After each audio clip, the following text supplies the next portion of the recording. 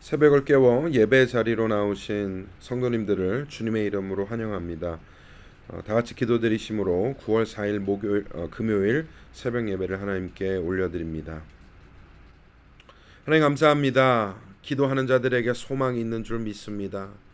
기도할 때에 우리에게 힘이 생기는 줄 믿습니다.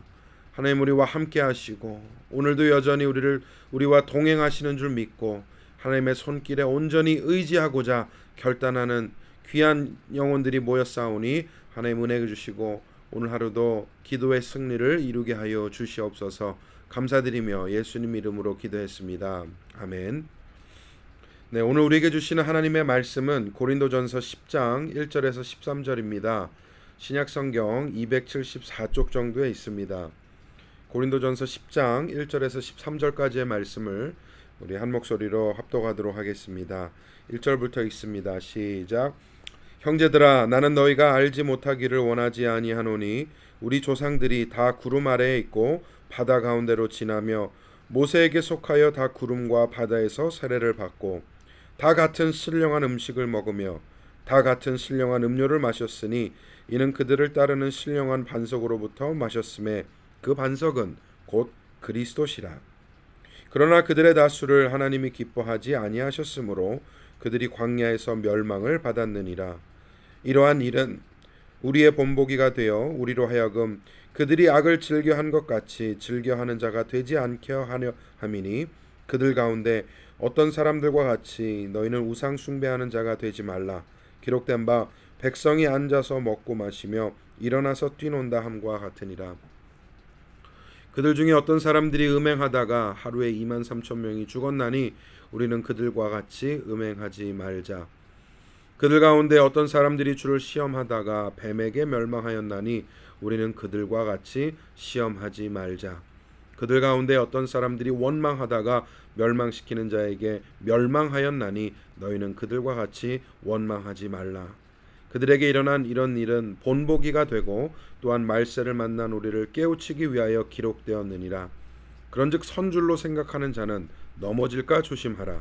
사람이 감당할 시험 밖에는 너희가 당한 것이 없나니 오직 하나님은 미쁘사 너희가 감당하지 못할 시험 당함을 허락하지 아니하시고 시험 당할 즈음에 또한 피할 길을 내사 너희로 능히 감당하게 하시느니라.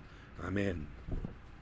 네, 오늘 여러분과 읽으신 본문을 통하여 선을 즐기라라는 제목으로 하나님 말씀 짧게 나누고 기도하겠습니다. 광야로 나아간 이스라엘은 겉으로 보기에는 너무나 황량하고 어려운 환경에 살았습니다. 사실 그렇죠. 집도 없이 떠돌이 생활이고 가나안이라는 목표가 있지만 하루하루가 앞이 캄캄한 상황이었을 것입니다.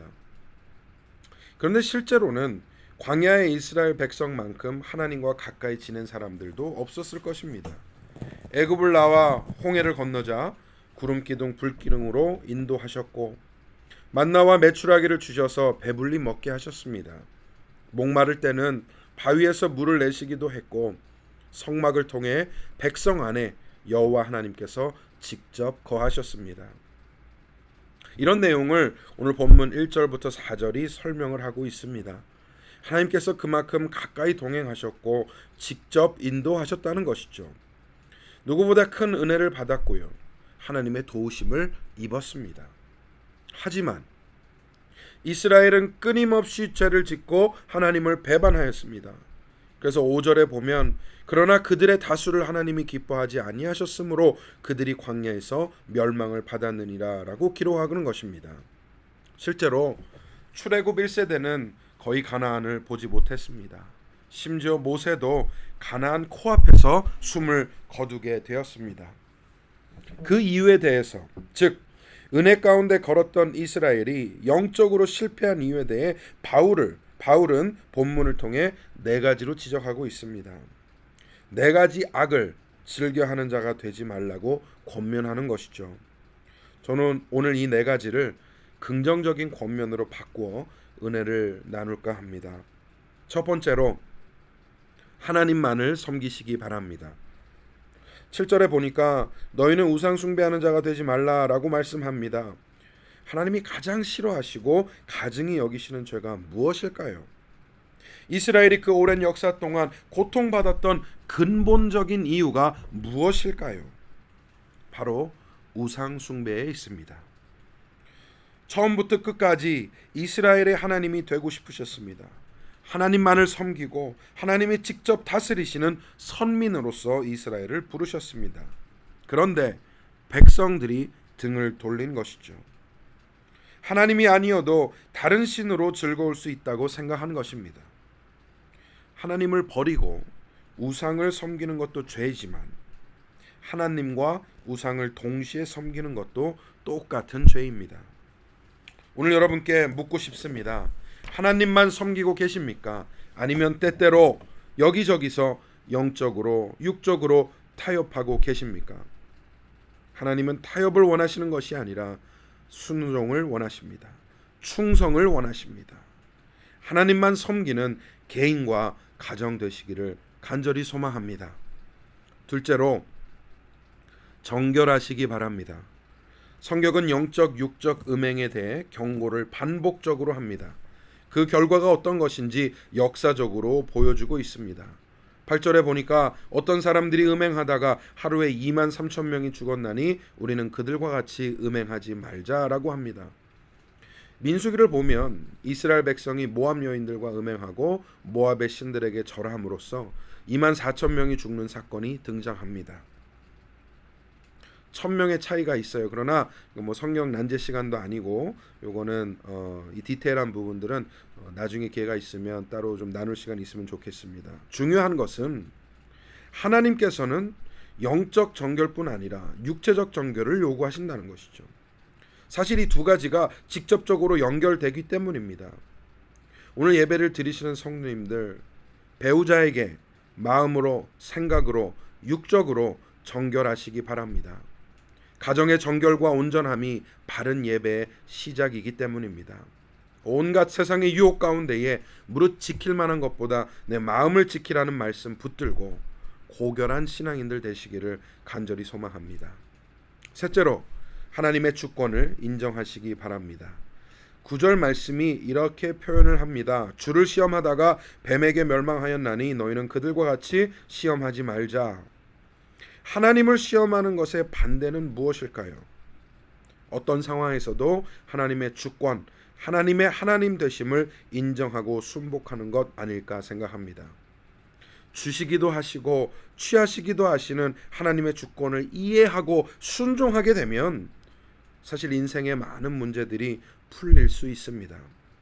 하나님에 대한 큰 오해 중 하나가 하나님은 나에게 항상 잘해 주셔야 된다는 것이죠. 복 주시면 날 사랑하는 것이고 어려움을 주시면 날 버리셨다라고 생각합니다. 이스라엘이 이런 오해를 했습니다. 하지만 하나님의 사랑은 한 번도 변한 적 없습니다.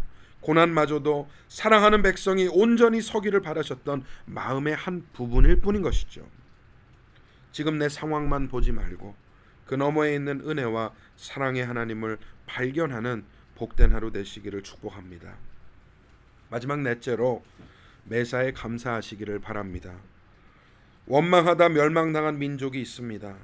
원망만 하다가 영영 회복하지 못한 사람들이 있습니다. 우리는 그렇게 되지 말아야겠습니다. 원망하는 것이요 참 간편하고 쉽습니다. 손가락질하면 되고 모든 걸 남의 탓으로 돌리면 되니까요. 심지어 하나님 탓하는 것 의외로 쉬워요. 하지만 감사는 고귀합니다. 특히 감사할 수 없는 상황에서 감사하는 것은 하나님이 기뻐하시는 것입니다. 여러분, 우리는 쉬운 길로 가는 사람들 아닙니다. 예수 믿고 영생을 약속받은 우리는 좁은 길로 나아가는 사람들입니다. 쉽고 넓은 문으로 들어가 멸망에 닿는 이가 되지 말고 감사와 은혜의 좁은 문을 통과하여 영원한 기쁨에 이르는 복된 성도님들 되시기를 주님의 이름으로 축원합니다. 우리 기도하겠습니다. 먼저 오늘 주신 말씀을 생각하며 주님, 악을 미워하게 하시고 선을 즐기는 나의 삶이 되게 하여 주시옵소서. 코로나 사태가 속히 진정되어 회복의 역사가 일어나게 하여 주시옵소서. 함께 기도하시고 개인 기도로 나아가겠습니다.